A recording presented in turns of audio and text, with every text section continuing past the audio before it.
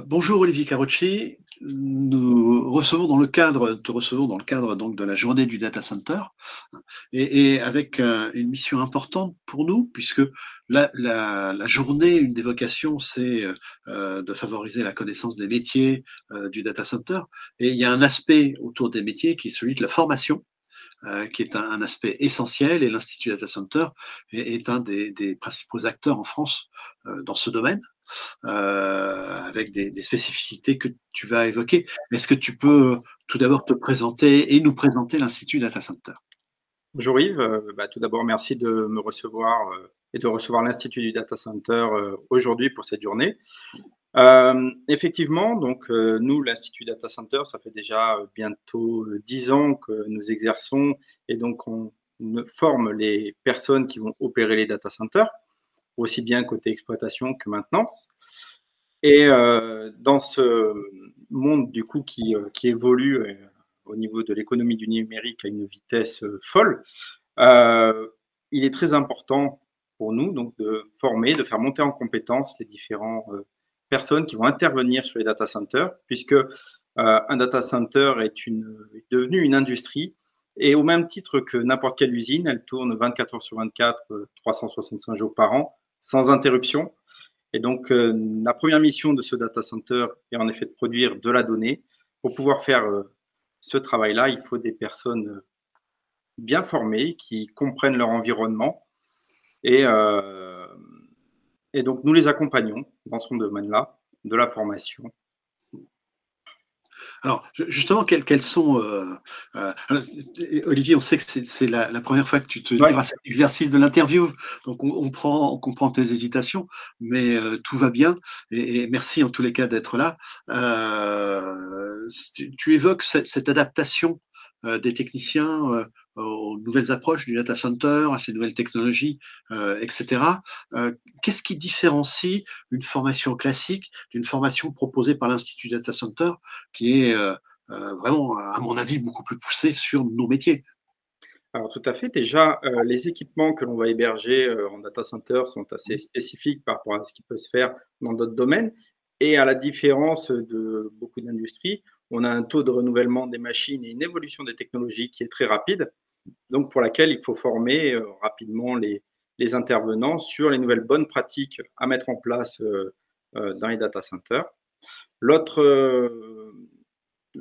partie différenciante, c'est que quand nous sommes arrivés sur le domaine du data center, nous étions les premiers, si je ne me trompe pas, à proposer des formations tout simplement en français, puisque les formations de ce type existaient par des grands instituts, mais américains ou anglophones.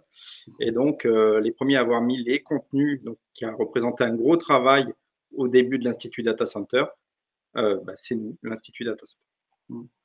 Une autre particularité de l'Institut Data Center, c'est qu'il s'adresse à l'ensemble de ceux qui gèrent des salles informatiques, donc salles informatiques et data center, ce qui veut dire qu'il y a, j'imagine, aussi bien de la colocation que des data centers privés, et donc à partir de là, des profils plus des proximités qui vont être différentes. Vous avez la capacité, par exemple, d'intervenir partout en France.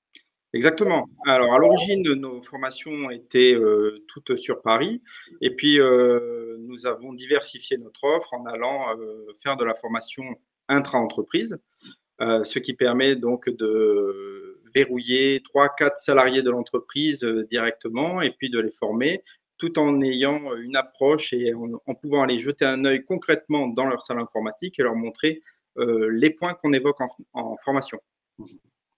Alors, un dernier point que l'on va évoquer et qui est essentiel également, c'est que on parle de formation, il va falloir des formateurs. Or, là également, le choix des formateurs est quand même différent d'une démarche classique.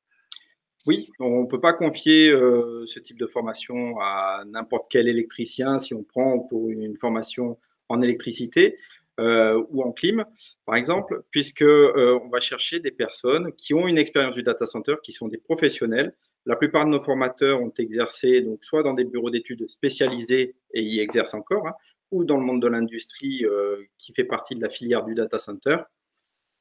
Et dans ce cas-là, ils ont une expérience, un vécu de toutes les situations que peuvent rencontrer les exploitants de salles, les techniciens de maintenance, et ils savent répondre à leurs problématiques Donc, au cours d'une formation, on va avoir des personnes de différentes entreprises, de différents niveaux techniques ou de différents métiers. On va être capable de leur donner le bon conseil, l'expérience et l'avis technique, même sur un problème particulier qu'ils peuvent avoir. Donc, une formation, ce n'est pas que le simple moment de délivrer un contenu, c'est aussi un échange entre les différents participants, qui peuvent être de diverses entreprises.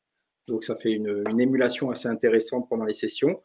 Et également, donc, regarder en détail certaines problématiques particulières. Alors, je vais résumer pour conclure, sachant qu'on va te retrouver pour une seconde vidéo où on va rentrer plus dans le détail des formations. Et ce sera intéressant d'évoquer les sujets sur lesquels l'Institut Data Center forme aujourd'hui, ce qui nous donnera également une tendance sur l'évolution technologique du marché. Donc, pour résumer, un organisme français qui forme en français, spécialisé exclusivement sur les data centers, et avec des formateurs qui, en plus, viennent du secteur également, donc avec une valeur ajoutée extrêmement forte et la capacité d'aller des formations de groupe vers des formations plus individualisées. Mais ça, on y reviendra tout à l'heure. Totalement. Merci Olivier. Et on te retrouve tout de suite. Ou dans le cadre de notre événement, on te retrouve d'ici quelques minutes. Merci. Merci.